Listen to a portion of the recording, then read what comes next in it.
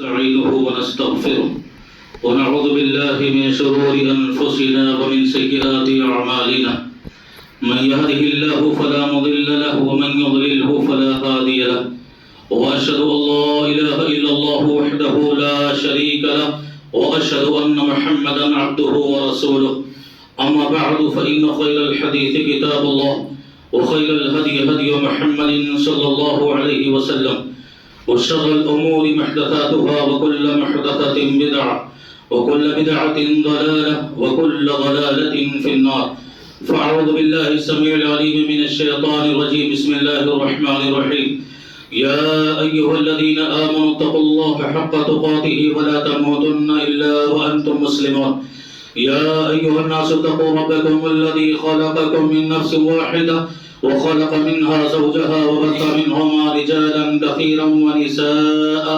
واتقوا الله الذي تساءلون به والأرحام إن الله كان عليكم رقيبا يا أيها الذين آمنوا اتقوا الله وقولوا قولا سديدا يصلح لكم أعمالكم ويغفر لكم ذنوبكم ومن يطع الله ورسوله فقد فاز فوزا عظيما وقال الله عز وجل بسم الله الرحمن الرحيم واتقوا فتنة لا تصيبن الذين ظلموا منكم خاصة واعلموا أن الله شديد العقاب. سب سے پہلے تمام قسم کی حمد و ثنا بڑائی کبریائی اور بزرگی اس اللہ عز و جل کے لیے لائق و زیبا ہے جس نے ہمیں اور آپ کو اس دنیا میں پیدا فرمایا.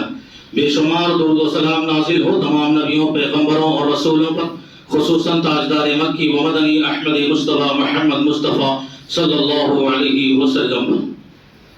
حضرات، خطبہ مسنونہ کے بعد سورۃ الانفال کی ایک آیت پڑھی گئی ہے. اللہ تبارک و تعالیٰ نے اپنے بندوں کو مخاطب ہو کر کے فرمایا کہ وَاتَّقُوا فِتْنَةً لَا تُصِيبَنَّ الَّذِينَ ظَلَمُوا مِنْكُمْ خَاصَّةً، کہ لوگوں ڈرو ان فتنوں سے کہ تم میں سے جو صرف ظالموں کو ہی لاحق نہیں ہوں گے، اور اس بات کو اچھی طرح جان لو کہ اللہ سخت عذاب اور سخت سزا دینے والا ہے. اسی آیت کو پڑھ کر کے پچھلے خطبہ جمعہ میں نے آپ کے سامنے فتنوں کے سلسلے میں گفتگو کی تھی، اور اسی مضمون کی ایک اور کڑی لے کر آج کے خطبے میں حاضر ہوا. اور پچھلے خطبے میں آپ کو یہ بات بتائی گئی تھی کہ ہم اور آپ جس دور سے گزر رہے ہیں اسے عصر الفتن کہا جاتا ہے، یعنی پرفتن دور، فتنوں سے بھرا ہوا زمانہ. ہمارے آگے پیچھے فتنے، دائیں بائیں فتنے، اوپر نیچے فتنے. اگر گہری سوچ اور گہرا شعور رکھا جائے تو ہمیں اور آپ کو یہ احساس ہوگا کہ ہماری زندگی کے ہر قدم پر فتنے موجود ہیں. دراصل ان حالات کو پیارے نبی صلی اللہ علیہ وسلم نے حدیثوں کے اندر پیشین گوئی کی صورت میں 1400 سال پہلے ہی فرمائی تھی. اور آپ نے فرمایا تھا کہ ان امتی جعلت عافیتها فی اولیہا، کہ میری امت کی ابتدائی نسلوں میں، میری امت کے شروعاتی لوگوں میں اللہ نے عافیت رکھی ہے، سکون رکھا ہے، چین رکھا ہے، قرار رکھا ہے. وَيُصِيبُ آخِرُهَا بَلَاءٌ وَأُمُورٌ تُنْكِرُونَهَا، اور میری امت کے آخری نسلوں میں یعنی قیامت کے قریب آنے والے جو لوگ ہوں گے انہیں بلاؤں سے گزرنا پڑے گا، مصیبتوں سے گزرنا پڑے گا، پریشانیوں سے گزرنا پڑے گا، فتنوں سے گزرنا پڑے گا. ایسا کیوں ہوگا؟ اللہ کے نبی صلی اللہ علیہ وسلم نے اس کی وجہ بتلائی کہ فِتْنَةٌ يُرَقِّقُ بَعْضُهَا بَعْضًا، کہ ہر آنے والا فتنہ موجودہ فتنے کو اور گزرے ہوئے فتنے کو چھوٹا کر دے گا. فار ایگزامپل، مثال کے طور پر ٹیلی ویژن اس امت کے لیے سب سے بڑا فتنہ تھا. موبائل فون کے فتنے نے آ کر اسے چھوٹا کر دیا. فار ایگزامپل، اولاد اپنے ماں باپ کی نافرمان تھی، ہلکی پھلکی باتوں پر زبان درازی کر رہی تھی، لیکن اولاد کی ماں باپ سے بغاوت نے اسے چھوٹا کر دیا. آج وہ اپنے ماں باپ کا باقی ہو گئی. يُرَقِّقُ بَعْضُهَا بَعْضًا، اس بات کو ہمیشہ ذہن میں یاد رکھا جائے، ہر آنے والا سامنے والا فتنہ گزرے ہوئے اور موجودہ فتنے کو چھوٹا کر دیتا ہے، معمولی کر دیتا ہے. اور آپ جانتے ہیں جب ہم اور آپ فتنوں سے گزر رہے ہیں، قدم قدم پر فتنے، تو اس سے کیسے بچا جائے، کیسے محفوظ رہا جائے، کیسے نجات حاصل کی جائے، کیسے چھٹکارا حاصل کی جائے. شریعت نے بہت ساری تعلیمات دی ہیں اور چند ایک تعلیمات کو لے کر میں آج کے خطبے میں حاضر ہوں. پہلی بات، ہمیں اور آپ کو یہ فکر ہونی چاہیے کہ ہم اپنے آپ کو اور اپنی فیملی کو، اپنے پریوار کو ان فتنوں سے کیسے بچائیں. اللہ کے نبی صلی اللہ علیہ وسلم نے ارشاد فرمایا کہ ان السعید لمن جنب الفتن، خوش نصیب ہیں وہ لوگ، خوش قسمت اور خوش بخت ہیں وہ لوگ جو فتنوں سے بچا لیے جائیں، جو فتنوں سے محفوظ کر لیے جائیں.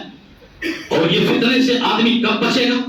جب اس کے اندر سچی طلب ہوگی، ان فتنوں سے بچنے کی سچی طلب ہوگی. ورنہ کفر کا فتنہ، ہمارے سامنے شرک کا فتنہ، بدعت و خرافات کے فتنے ہیں، عشق و محبت کے فتنے ہیں، جوانوں کی جوانی پر داغ اور دھبے لگ جانے والے فتنے، اخلاق و کردار کو برباد کر دینے والے فتنے موجود، اور اسی طرح ہمارے ایمان کو لوٹ لینے والے فتنے موجود ہیں، ہمارے عقیدے کو خطرے میں ڈال دینے والے فتنے موجود ہیں. ان فتنوں سے ہمیں اپنے آپ کو اگر بچانا ہے، اپنی فیملی اور اپنے پریوار کو بچانا ہے، تو ضروری ہے کہ وہ سچی طلب ہو، وہ سچی فکر ہو. تب اللہ کی حمایت اور اللہ کی نصرت اور اللہ کی مدد ہمارے ساتھ شامل حل ہوگی اور ہم ان فتنوں سے محفوظ رہ جائیں گے. اسی طرح سچی طلب کے ساتھ ساتھ دعا بھی ہونی چاہیے. ہم اور آپ جب اللہ سے دعا مانگتے ہیں، اللہ کو پکارتے، اللہ سے کوئی چیز کا سوال کرتے، اپنے دونوں ہاتھوں کو اللہ کے دربار میں پھیلاتے، شریعت کہتی ہے کہ جب تک فتنوں سے نجات کی دعا نہ مانگ لو، اپنی دعا کبھی ختم نہ کرو.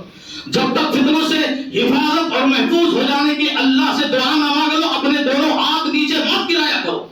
خیر القرون کا زمانہ، سب سے بہترین زمانہ اللہ کے نبی صلی اللہ علیہ وسلم کا زمانہ ہے. اس وقت آپ صلی اللہ علیہ وسلم اپنے صحابہ کو یہ دعا سکھلا رہے ہیں اور فرما رہے ہیں تعوذوا باللہ من الفتن ما ظہر منها وما بطن، کہ اے لوگوں تم سب کے سب چھپے ہوئے اور ظاہر فتنوں سے پناہ مانگا کرو. صحابہ کرام کہتے ہیں میں ایک سوال ہوگا، نعوذ باللہ من الفتن وما ظہر منها وما بطن، اللہ کے نبی یقیناً ہم اللہ کے ذریعہ پناہ مانگتے ہیں ان فتنوں سے جو چھپے ہوئی ہیں، جو ظاہر ہیں. اور اسی طرح اللہ کے نبی صلی اللہ علیہ وسلم نے اپنی امت کے ہر فرد کو ہر نماز کی ہر تشہد میں یہ دعا سکھلائی کہ مانگو انی اعوذ بک من فتنۃ المحیا والممات، اے اللہ میں تجھ سے پناہ طلب کرتا ہوں زندگی اور موت کے تمام فتنوں سے. اور آپ جانتے ہیں یہ فتنے، یہ امتحانات، یہ آزمائش اتنی بڑی چیز ہے اور اتنی بری چیز ہے کہ اللہ کے نبی صلی اللہ علیہ وسلم پر نازل کردہ شریعت جب فتنوں سے بچنے کی نوبت آئے تو موت کی تمنا کرنے کی بھی اجازت دیتی ہے، موت کی دعا مانگنے کی بھی اجازت دیتی ہے. جبکہ آپ سبھی جانتے ہیں کہ انسان زندگی کے کسی بھی مرحلے سے گزر رہا ہو، وہ بیماریوں سے جوجھ رہا ہو، وہ مصیبتوں سے پریشان ہو، وہ تکلیفوں سے دوچار ہو، وہ الجھنوں میں مجھا ہوا ہو اور وہ بے چینیوں کا شکار ہو، وہ زندگی کے کسی بھی مرحلے میں کتنی ہی خطرناک جو ہے مرحلے سے اس کا سامنا کیوں نہ ہو رہا ہو، پر شریعت کہتی ہے کہ تمہیں زندگی میں موت کو مانگنے کی اجازت نہیں ہے، موت مانگنے کی اجازت نہیں ہے. اس لیے کہ یہ زندگی اللہ کی دی ہوئی ایک نعمت ہے اور اگر ہم موت مانگتے ہیں تو یہ اللہ کی ناشکری ہوگی اور اس زندگی کی ناقدری ہوگی. لیکن فتنہ ایسی چیز ہے کہ اگر تمہیں یہ محسوس ہو رہا ہو کہ ہاں ان فتنوں کے بازار میں ہمارا ایمان لٹ سکتا ہے، ہمارا عقیدہ خطرے میں آ سکتا ہے اور ہمارے اخلاق اور کردار جو ہے برباد ہو سکتے ہیں، ہماری جوانی برباد ہو سکتی ہے، ہم اللہ کی نگاہ میں ناپسندیدہ اور مبغوض ہو سکتے ہیں، اگر اس بات کا تمہیں خطرہ محسوس ہو رہا ہو، شریعت تمہیں موت مانگنے کی اجازت دیتی ہے کہ موت بھی ان فتنوں کے بازار میں مانگا کرو اپنے ایمان کی حفاظت کے لیے. جب اس معاملے پر تم اس زندگی کے اس مرحلے پر تم پہنچ جاؤ، تہجد کی نماز پڑھ رہے ہیں اللہ کے نبی صلی اللہ علیہ وسلم، تہجد کی نماز پڑھ رہے ہیں رات کے آخری پہر اور آپ کو اونگ آ گئی اور اونگ آنا تھا کہ آپ نے خواب دیکھا اور خواب میں اللہ کا دیدار ہو. اللہ نے پیارے نبی صلی اللہ علیہ وسلم کو بے شمار دعائیں سکھلائی، بہت ساری دعائیں سکھلائی اور ان میں سے ایک پیاری دعا اللہ نے اپنے پیغمبر کو سکھلائی کہ اے میرے نبی یہ دعا مانگا کرو، وَإِذَا أَرَدْتَ بِعِبَادِكَ فِتْنَةً وَإِذَا أَرَدْتَ بِعِبَادِكَ فِتْنَةً فَتَوَفَّنِي إِلَيْكَ غَيْرَ مَفْتُونٍ. کہ اللہ تجھ سے میری یہ دعا ہے کہ جب تو اپنے بندوں کو کسی فتنے میں ڈالنا چاہے اور جب تو اپنے بندوں کے درمیان کسی آزمائش کو پیدا کرنا چاہے اور فتنہ لانا چاہے تو میری دعا ہے کہ اللہ تو مجھے ان بندوں کے درمیان فتنہ پیدا ہونے سے پہلے اوپر اٹھا لے، مجھے اپنے پاس بلا لے اور مجھے موت اور مجھے وفات دے دے. گویا فتنہ اتنی خطرناک شے ہے اور اتنی بڑی چیز ہے کہ پیغمبر صلی اللہ علیہ وسلم نے موت مانگنے کی اجازت دی ہے. اسی طرح آپ دیکھو ان فتنوں سے جب ہم فتنوں کے دور سے گزر رہے ہیں، ہر چھوٹے بڑے فتنے، ہر قریب اور دور فتنے اور ہمیشہ ہر فتنوں سے ہمارا سامنا ہو رہا، یاد رکھا جائے شریعت کہتی ہے کہ ہوشیار رہنا، خبردار رہنا، کسی فتنے میں تمہاری کوئی حصے داری نہ ہونے پائے. کوئی فتنہ ایسا برپا ہو اور اس کا سبب تم نہ بنو. کوئی فتنہ پیدا ہو معاشرے میں یا سماج اور ملک میں، دیکھنا کہیں اس فتنے کے پیدا ہونے کی وجہ اور بنیاد کہیں تم نہ بن جانا. نہیں بننا، ہمیشہ فتنوں سے الگ رہنا. اور صحابہ کرام رضی اللہ تعالیٰ عنہ کا نمونہ آپ دیکھیے کہ حضرت عثمان ابن عفان رضی اللہ تعالیٰ عنہ مسلمانوں کے تیسرے خلیفہ ہیں اور پیارے نبی صلی اللہ علیہ وسلم کے داماد ہیں. خوارج نے عثمان غنی رضی اللہ تعالیٰ عنہ کے خلاف عالم بغاوت بلند کر دی. مدینے پر خوارج نے قبضہ کر لیا، یہاں تک کہ مسجد نبوی پر خوارج کا پورا کنٹرول ہو گیا. اور عثمان ابن عفان رضی اللہ تعالیٰ عنہ کو ان کو انہی کے گھر میں قید کر دیا، محصور کر دیا اور اسی میں بند کر دیا. نہ کھانا جانے دے رہے ہیں، نہ پانی جانے دے رہے ہیں، نہ عثمان غنی کو گھر سے باہر نکلنے دے رہے ہیں. اور کوئی بھی شخص، کوئی بھی مسلمان حضرت عثمان غنی رضی اللہ تعالیٰ عنہ کی دفاع میں اور ان کی جانب سے جنگ اور مقابلے کے لیے آگے کوئی مسلمان نہیں بڑھ رہا. کیوں نہیں بڑھ رہا؟ کیا اس وقت مسلمان مدینے میں نہیں تھا؟ نہیں. حضرت عثمان غنی رضی اللہ تعالیٰ عنہ نے باضابطہ اعلان کیا تھا اور یہ پیغام دیا تھا سارے مسلمانوں کی جماعت کو کہ دیکھو، میری جانب سے دفاع کرنے مت آنا، میری جانب سے مقابلہ نہیں کرنا.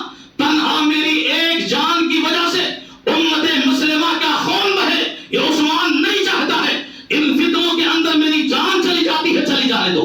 یہاں تک کہ آپ کو معلوم ہے خوارج نے باقاعدہ عثمان غنی کو شہید کر دیا. کہا میری جان جاتی ہے، جانے دو. میں ان خوارج کو سمجھانے کی کوشش کروں گا، ان کو بجھانے کی کوشش کروں گا اور ان کو جو میرے ان کے اوپر احسانات ہیں ان کو بتانے کی کوشش کروں گا. ہو سکتا ہے وہ اس عالم بغاوت سے باز آ جائیں، لیکن سمجھانے پر بھی نہیں ہے. عثمان غنی رضی اللہ تعالیٰ عنہ نے اپنی ذات سے امت مسلمہ کے کسی ایک مسلمان کا بھی خون نہیں بہنے دیا، ایک قطرہ خون نہیں بہنے دیا. تاریخ میں نہ یاد کی جائے اور ہسٹری میں نہ یاد ہو کہ عثمان غنی کی حفاظت میں اور ان کے دفاع میں مسلمانوں کے اتنے سارے خون بہ گئے. ایسا نہیں ہونا چاہیے. عثمان غنی نے باقاعدہ منع کر دیا. ایک صحابی، ایک شخص تھے جو کسی طرح عثمان غنی کے گھر میں کود کر ان کے قریب پہنچ گئے اور کیا کہا کہ امیر المومنین، خلیفۃ المسلمین، آپ نے تو ہمیں خوارج سے مقابلے کے لیے منع کر دیا، جنگ کا اعلان کرنے سے منع کر دیا ہے، اور آج تو یہ حال ہو گیا کہ مسجد نبوی پر ان کا کنٹرول ہے اور خوارج کا جو لیڈر ہے وہ امام بن کر سب کو نماز پڑھا رہا ہے. لوگوں نے آپ کی طرف مجھے بھیجا ہے کہ میں آپ سے پوچھوں کہ ان کے پیچھے نماز پڑھنا جائز ہے کہ نہیں جائز. حضرت عثمان غنی رضی اللہ تعالیٰ عنہ کی سوچ دیکھیے، بڑے لوگوں کی بڑی سوچ، بڑے لوگوں کی بڑی فکر. کہا نماز پڑھ رہے نا، نماز پڑھنا ہے تو یہ بندوں کا اور انسانوں کا سب سے بہترین عمل ہے. نماز پڑھ رہے پڑھو. ہاں اگر وہ کوئی برائی کا کام انجام دے تو ان سے ہٹ جاؤ، ان سے دور ہو جاؤ، برے کاموں میں ان کا ساتھ نہیں دینا. ہاں نماز کی بات ہے، جاؤ نماز پڑھو. گویا آپ نے ان کے پیچھے نماز پڑھنے تک کی اجازت دے دی.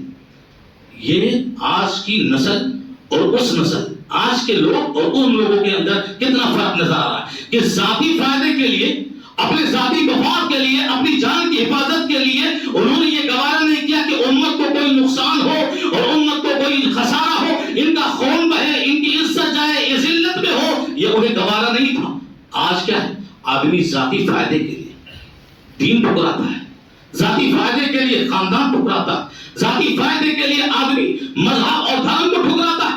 آپ جانتے ہیں ابھی ایک فیس بک پہ، واٹس ایپ کے ذریعے ایک میسج ملا. آپ دیکھیں گے ایک غیر مسلم لڑکا ہے اور ایک مسلم لڑکی ہے، دونوں نے آپس میں محبت کی اور دونوں بھاگ جانے کا ارادہ کر بیٹھے. اور غیر مسلم جو لڑکا تھا اس کا چچا ان کے ساتھ تھا اور کہہ رہا تھا کہ بھاگ کر شادی کر لو، جب شادی کر لو گے بعد میں ماں باپ خود ہی مان جائیں گے. اللہ ہو، ایک غیر مسلم فرد کا یہ ماننا ہے کہ ماں باپ کے دل اتنے کمزور، ماں باپ کی فطرت اتنی کمزور، ماں باپ اولاد کے خاطر اتنے نازک کہ وہ خود رائے دے رہا ہے بھاگ کے شادی کر لو، بعد میں وہ خود مان جائیں.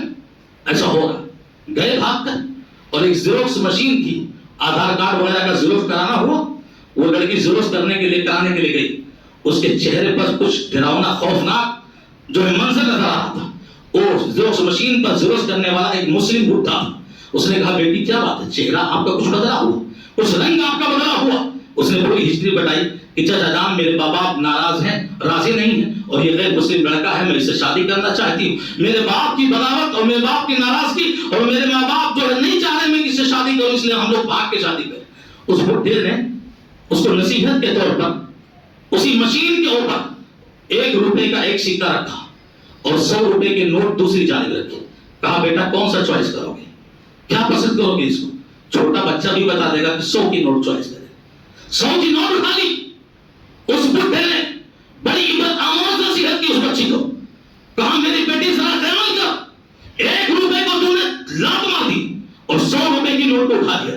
اس ایک آدمی کی محبت کے خاطر, اس ایک آدمی کے رشتے کو نبھانے کے لیے تو نے اپنے پیچھے سینکڑوں رشتوں کی محبت قربان کی ہے. اپنے ماں کے رشتے, اپنے باپ کے رشتے, اپنے پھوپھیوں کے رشتے, اپنے بھانجوں کے رشتے, اپنی بہنوں کے رشتے, اپنے بھائیوں کے رشتے, نہ جانے کتنے رشتے تجھ سے صرف ایک رشتے کی وجہ سے ٹوٹ رہے ہیں اور تو اسے ٹھوکر مار کر آ رہی ہے. اس کے دل میں ایمان کا جو چراغ کو چھوڑا تھا, اس بڈھے کی نصیحت نے اس چراغ کو دوبارہ روشن کر دیا. دوبارہ وہ چراغ چل اٹھا اور یہ محسوس ہوا کہ واقعات ہمارے قدم غلط اٹھ چکے. فوراً کہا, اسی چچا سے کہا کہ چچا جان ذرا میرے والد کو فون کرو, میرے باپ کو فون کرو. اس بڈھے نے موبائل فون دیا, کہا لو فون کرو, بات کرو. لڑکی نے اپنے باپ سے بات کی اور بات کر ہی رہی تھی کہ وہ غیر مسلم لڑکا اپنے چچا کے ساتھ بھاگنے لگا, سامان لے کے بھاگنے لگا. اب وہ لڑکی آواز سے رہی ہے, کہاں جا رہے ہو؟ مرنے جینے کی قسمیں کھائے تھے, محبت کے خاطر مجھ کو بھگا کر لے کر آئے تھے, اور آج جب میں اپنے باپ سے بات کروں تو مجھے چھوڑ کے جا رہا ہے. تیری محبت ناکام ہے, تیری محبت بیکار ہے, تیری محبت آوارہ ہے. اور اچھا ہوا کہ اس بوڑھے سے اس مشین والے نے میرے دل کے اندر ایمانی چراغ کو جلا دیا. ان فتنوں کے ذاتی مفاد کے لیے آج کا نوجوان لڑکا ہو یا لڑکی اپنے ذاتی فائدے کے لیے کتنوں کو قربان کرتا ہے, کتنوں کی محبتوں کو لات مارتا ہے. یہ نصیحت ہے میرے بھائیوں اور دوستوں, عبرت. اسی طرح آپ دیکھو فتنوں کے اس دور میں جب ہم رات چل رہے ہیں, اس زبان کی حفاظت کرنا بہت ضروری ہے. زبان کی حفاظت کرو, زبان کو قابو میں, کنٹرول میں رکھو. اگر یوں ہی آزاد چھوڑ دیے, جو چاہا زبان نے بولا, جو چاہا زبان نے بات کی, اگر زبان کو کنٹرول میں نہیں کیا آپ بہت بڑے فتنے میں شریک ہو جاؤ. اور اب جانتے ہو سیرت کے حوالے سے واقعہ عرف کا وہ حادثہ مشہور ہے کہ مدینے کے اندر عبداللہ ابن ابی بن سلول رئیس المنافقین اپنے چند یہودی ساتھیوں کو لے کر کے ام المومنین حضرت عائشہ رضی اللہ تعالیٰ عنہ پر ایسی تہمت لگائی اور ان کی عزت و عصمت کو تار کرنے کی ناپاک کوشش کی. ام المومنین عائشہ پر تہمت لگائی اور پورا مدینے میں بازار گرم کر دیا, پورا یہودیوں کا پروپیگنڈا ہو گیا اور ام المومنین عائشہ کے خلاف یہ تہمت اور الزام لگاتے جا رہے ہیں. اسی بیچ 3 صادق الایمان صحابہ, سچے پکے مومن, آپ صلی اللہ علیہ وسلم کے جانثار اور وفادار صحابہ اسی فتنے کے شکار ہو گئے اور انہوں نے اپنی زبان سے وہ بات کہہ دی, انہوں نے اپنی زبان سے وہ جملے کہہ دیے جو ام المومنین حضرت عائشہ رضی اللہ تعالیٰ عنہا کی عزت و آبرو پر حملہ کرنا اور آنچ آ رہی تھی اور لازم ہو رہا تھا. کون تھے وہ؟ حسان بن ثابت رضی اللہ تعالیٰ عنہ, مصعب بن اساسہ رضی اللہ تعالیٰ عنہ اور حمنہ بنت جہش رضی اللہ تعالیٰ عنہ.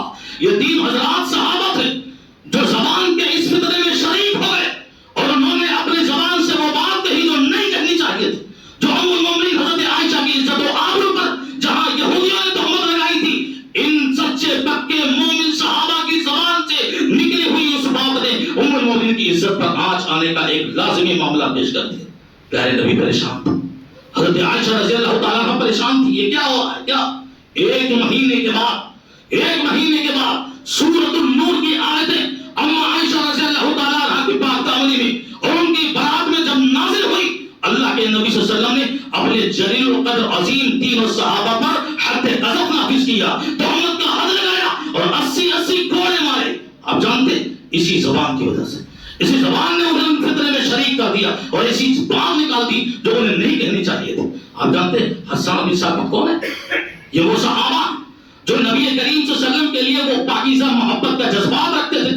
یہ کہتے تھے ان ابی و امی و عرضی لعرضک محمد منک بقاؤ, کہ لوگوں کافروں سنو اور اے غیر مسلموں سنو, محمد رسول اللہ صلی اللہ علیہ وسلم کی عزت کے خاطر میری اپنی عزت, میرے ماں کی عزت, میرے باپ کی عزت سب کچھ قربان کرتا ہوں. یہ محبت تھی حسان بن ثابت کی. وہ صحابی تھے مصعب بن اساسہ جو اس فتنے میں شریک ہوئے. یہ وہ بدری صحابہ کہ جنگ بدر میں 313 کی فوج جو مسلمانوں کی گئی ہوئی تھی 1000 کافروں کا مقابلہ کرنے کے لیے, اور انہوں نے جینے مرنے کی قسمیں کھائی تھی. بدری 313 صحابہ نے اسلام کے خاطر، اللہ کے خاطر، پیغمبر کے خاطر، دین کے خاطر اپنا سب کچھ قربان کر دینے کا جو قسمیں کھا کر یہاں سے روانہ ہوئے تھے، وہ یہ صحابی ہیں کہ جن کی ان اداؤں کو دیکھ کر اور بدری صحابہ کی ان حرکتوں اور ان قسموں کو دیکھ کر اور جنگ کے میدان میں اتر جانے کے اس ماحول کو دیکھ کر آسمان سے وحی آ گئی تھی اور یہ پیغام آ گیا تھا کہ سنو سنو، اس بدر کے میدان میں میرے جتنے نبی کے بدری صحابہ ہیں سب کے لیے میں جنت واجب کرتا ہوں۔ اللہ، اس دنیا میں اللہ نے ان کے لیے جنت واجب، لیکن اسی زبان کی وجہ سے اس فتنے میں شریک ہوگی۔ تو زبان کی حفاظت، جو چاہو آزاد ہو کر بولو، شریعت نہیں کہتی ہے اس کو قابو میں رکھو، کنٹرول میں رکھو۔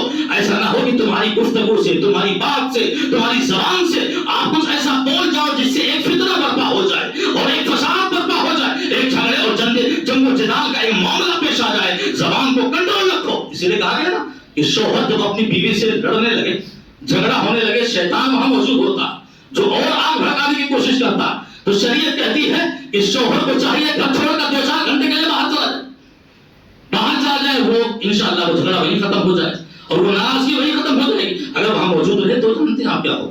تو زبان کی حفاظت کرنے کی بہت ضرورت ہے۔ اسی طرح آپ دیکھو، شریعت کہتی ہے کہ جہاں رہ رہے ہو، جس ماحول میں، جس معاشرے میں، جس سوسائٹی میں، جس شہر میں، اگر وہاں کوئی فتنہ پیدا ہو اور وہ فتنہ ایسا ہو جس سے تمہارا ایمان خطرے میں آ سکتا ہو، تمہارا عقیدہ خطرے میں آ سکتا ہو، تمہارا اخلاق، کریکٹر اور کردار خطرے میں آ سکتا ہو، شریعت کہتی ہے اس فتنے کی جگہ کو فوراً چھوڑ دو، وہاں سے دور ہو جاؤ، وہاں سے رخصت ہو جاؤ۔ اب جانتے ہیں جوانوں کو اگر یہ احساس ہو جائے کہ کھیتیوں میں جانے سے ہم شرابی ہو جائیں گے، اس لیے کہ وہاں سارے شراب پیتے، جوانوں کو اس بات کا اگر احساس ہو جائے کہ کھیتیوں میں جانے سے ہم نشہ خور ہو جائیں گے کیونکہ وہاں نشے کی چیزیں استعمال ہوتی، جوانوں کو اگر یہ خبر ہو جائے کہ فلاں محفل میں جانے سے میں جواری بن سکتا ہوں کیونکہ وہاں صرف جوا کھیلے جاتے ہیں، جوانوں کو یہ احساس ہو جائے کہ فلاں محفل میں جانے سے ہمیں گانے بجانے کی محبت آ سکتی ہے اس لیے کہ وہاں صرف گانے اور بجانے کے عاشق موجود ہیں، فلاں آدمی کو اگر احساس ہو جائے جوانوں کو کہ فلاں محفل میں جانے سے میں جھوٹا ہو سکتا ہوں اس لیے کہ وہ جھوٹوں کی محفل ہے، فلاں محفل میں جانے سے میں بےمان ہو سکتا ہوں اس لیے کہ وہ بےمانوں کی محفل ہے، اور فلاں محفل میں جانے سے میں میرے کردار اور میرے اخلاق پر آنچ آ سکتی ہے۔ تو آپ یہ سوچو کہ شریعت کہتی ہے اللہ کے واسطے ایسے ماحول کو، ایسی محفلوں کو، ایسی مجلسوں کو، ایسی نشستوں کو، ایسی بیٹھکوں کو چھوڑ دو، تمہارے لیے دنیا اور آخرت دونوں میں کامیابی۔ جہاں تمہیں خطرہ ہو، تمہیں خطرہ ہو، ایک آدمی کبھی سگریٹ نہیں پیتا لیکن ایسی محفل میں گیا جہاں سارے سگریٹ پیتے، آہستہ آہستہ اس کو بھی لت لگ جائے۔ یہ شریعت کی کتنی پیاری تعلیم۔ آپ جانتے ہیں مدینے کے اندر، شہر مدینہ، جہاں یہودیوں کی سازش نے مسلمانوں کو آپس میں لڑا دیا، مسلمانوں کے 2 گروپ بنا دیے، اور آپ جانتے ہیں جنگ جبل اور صفین کے نام سے یہ سیرت کا بہت بڑا مارکا پیش آیا۔ مسلمانوں کے دوسرے دو ایک دوسرے کے خلاف ہو گئے، ان یہودیوں کی سازش اور ان یہودیوں کے پروپیگنڈے نے انہیں اس ماحول میں لا کے کھڑا کر دیا۔ کچھ صحابہ ایسے تھے اور چند ایسے صحابہ تھے آپ جانتے ہیں جنہوں نے شہر مدینہ چھوڑ دیا۔ اللہ، شہر مدینہ، نبی کے اس شہر سے جنہیں جان و مال سے زیادہ محبت، لیکن فتنوں کا خوف کہ مدینے میں وہ فتنہ برپا ہو چکا ہے، ہر کوئی آ کر کہہ رہا ہے کہ چلو میرے ساتھ شریک ہو جاؤ، میرے ساتھ شریک ہو جاؤ، اس کی طرف سے لڑو، اس کی طرف سے لڑو۔ کچھ صحابہ تھے کہ شہر مدینہ ہی چھوڑ دیا اور جا کر کے مدینے سے باہر دیہات میں اور ویرانی جگہوں میں اپنا ایک ٹینٹ لگا دیا، اور جب تک یہ فتنہ مدینے میں ختم نہیں ہو گیا، یہ لڑائی جب تک ختم نہ ہوئی، وہ لوٹ کر مدینہ نہیں آئے۔ اور جلیل القدر صحابہ تھے، سعد بن ابی وقاص رضی اللہ تعالیٰ عنہ، محمد بن مسلمہ رضی اللہ تعالیٰ عنہ۔ تو شریعت کے پیغام دیتی ہے کہ جس جگہ اور جہاں رہنے سے تمہاری اپنے ایمان پہ خطرہ ہو، اپنی اولاد پہ خطرہ ہو اور اپنے عقیدے پر خطرہ ہو، چھوڑ دو اسی جگہ پر، چھوڑ دو ایسے مقام کو، اللہ تمہارے ایمان کی حفاظت کرے گا۔ اسی طرح آپ دیکھو اس سے بڑا فتنہ سوشل میڈیا، جو میں نے پچھلے خطبے میں بتایا کہ برائیوں کا پورا سمندر، برائیوں کا پورا دریا بنا ہوا، اور یہ صرف جوان بوڑھے نہیں، بچے اس میں فدا، بچے اس فتنے میں مبتلا ہے۔ ارے ابھی عمر اور زندگی کی کوئی سمجھ نہیں، اللہ کی قسم ابھی عمر کے اس مرحلے پر نہیں پہنچے جہاں ان کی شادیاں ہو سکے، جہاں بالغ ہو سکے، ابھی بالغ بھی نہیں ہوئے ہیں۔ سوشل میڈیا کے ان فطروں نے، ان گندی تصویروں نے، ان گندی فلموں نے، ان گندی موویز نے اور ان گندے ریلز نے ان نابالغ بچوں کو بھی جوان بنا دیا ہے۔ اللہ کی قسم یہ دیکھا جائے، کم عمر کی بچیاں، کم عمر کے بچے اور عشق و محبت کے فتنے میں پڑ گئی ہیں۔ کہاں سے یہ سبق ملا ہوں؟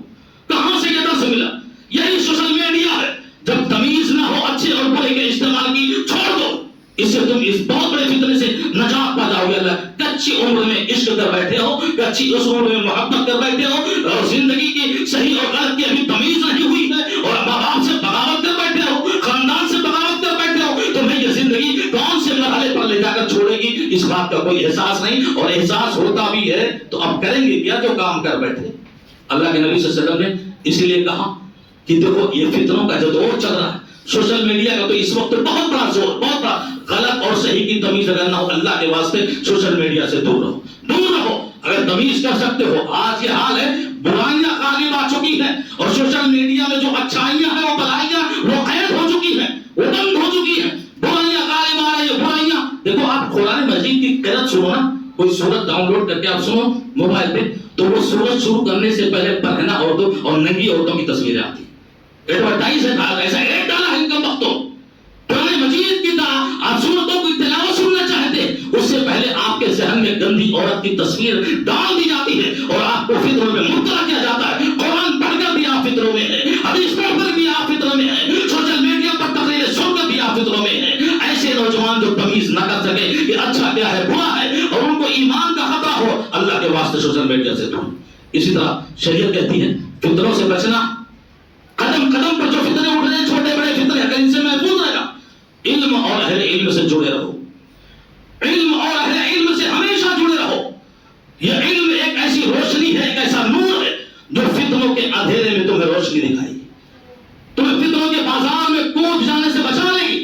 یہ علم اللہ کے نبی صلی اللہ علیہ وسلم نے خصوصا فرمایا کہ من یعش منکم بعدی فسیرى اختلافا کثیرا، کہ لوگوں سنو میرے جانے کے بعد جو لوگ زندہ ہوں گے وہ دنیا کے اندر بہت سارے فتنے دیکھو گے، بہت سارے اختلاف دیکھو گے، بہت سارے انتشار دیکھو گے۔ اس وقت اگر تمہیں اختلاف سے اور فتنوں سے بچنا ہے تو اس اصول کو اپنا لینا، علیکم بسنتی وسنت الخلفاء الراشدین المہدیین، میری سنت ہمیشہ یاد رکھنا، میرا طریقہ ہمیشہ یاد رکھنا، میرا اسوہ ہمیشہ یاد رکھنا اور میرے صحابہ کے نقش قدم پر چلنا۔ اگر یہ دونوں چیزیں تم پکڑے رہ گئے کبھی گمراہ نہیں ہوگے، کبھی گمراہ نہیں ہوگے، اور فتنوں کے بازار سے بھی تم بچ کر انشاءاللہ اپنے ایمان کو بچا کر چلے آؤ۔ اللہ کے نبی صلی اللہ علیہ وسلم نے اسی لیے پیغام دیا ہے، وہ لوگ بیچارے جو فتنوں کے بازار سے گزرتے، جو فتنوں کے بازار میں رہتے، جو صبح و شام فتنوں کا سامنا کرتے، اللہ کے نبی فرماتے ہیں اگر وہ لوگ فتنوں کے اس بازار میں رہ کر بھی اپنا ایمان بچا لے گئے، اپنا عقیدہ بچا لے گئے، عبادتوں پر قائم رہ گئے، نمازوں پر قائم رہ گئے، زکات پر قائم رہ گئے، اور اسی طرح دین کے جو اصول اور جو قانون ہے اگر اس پر پوری طرح قائم رہ گئے، اللہ کے نبی صلی اللہ علیہ وسلم نے وہ مقام بتلایا جو مکہ سے چھوڑ کر لوگ مدینے کے لیے ہجرت کو گئے تھے۔ سوچو کتنا بڑا، کتنی بڑی قربانی تھی، ماں باپ چھوڑا، رشتے ناطے چھوڑا، پراپرٹی چھوڑا، جائیداد چھوڑا، شہر مکہ چھوڑا اور ہجرت کر کے دین کے خاطر، اسلام کے خاطر، نبی کے خاطر وہ مدینہ چلے آئے۔ کتنا بڑا مقام ملا ہوگا ان کو، کتنا بڑا مقام۔ اللہ کے نبی فرما رہے ہیں وہی مقام جو مہاجرین کو ملا تھا، وہی مقام جو اللہ نے مکہ چھوڑ کر مدینہ جانے والوں کو عطا کیا تھا، اگر فتنوں کے اس دور میں اپنے ایمان کو بچا لے گئے وہی مقام تمہیں بھی ملے گا، وہی مرتبہ تمہیں بھی ملے گا، وہی فضیلت تمہیں بھی ملے گی۔ تو میرے بھائیو دوستو، یہ فتنوں کا ایک جمگھٹا ہے، فتنوں کا ایک دور ہے، فتنوں کا ایک زمانہ ہے، اور فتنوں کے صبح و شام ہے، فتنوں کے گھنٹے اور سیکنڈ ہیں۔ ہر دن تمام فتنوں کے دور میں ضرورت ہے ہمیں آپ کو اپنے بچوں کے ساتھ کہ ہم ان کو بھی ان فتنوں سے بچانے کی کوشش کریں اور خود اپنے آپ کو ان فتنوں سے بچائیں۔ اللہ رب العزت کا فرمان ہے یا ایھا الذین آمنوا قوا انفسکم واہلیکم نارا، خود کو بچاؤ اور اپنے اہل و عیال کو بچاؤ، یہ فتنے بڑے قریب آ چکے ہیں۔ اللہ رب العزت سے دعا ہے کہ العالمین ہم تمام مسلمانوں کو اور تمام لوگوں کو فتنوں سے محفوظ فرمائے۔ اللہ رب العزت ہمیں اپنے ایمان کی قدر اور اس کی عزت کرنے کی توفیق عطا فرمائے۔ اللہ ہم مسلمان ہیں، ہمیں مسلمان کی حیثیت کو سمجھنے کی توفیق عطا فرمائے اور ہمیں علم اور اہل علم سے جڑے رہنے کی توفیق عطا فرمائے۔ اللہ جب تک زندہ رکھے ہماری سانسیں چلے، ایمان اور توحید پر چلے، ہماری موت ہوئے اور آخری سانس ٹوٹے، الہ العالمین ایمان بالخیر پر ٹوٹے۔ وآخر دعوانا الحمد للہ رب العالمین۔ حضرات، خطبے کے آخر میں ایک اعلان ہوا جو ہمیشہ کیا جاتا ہے۔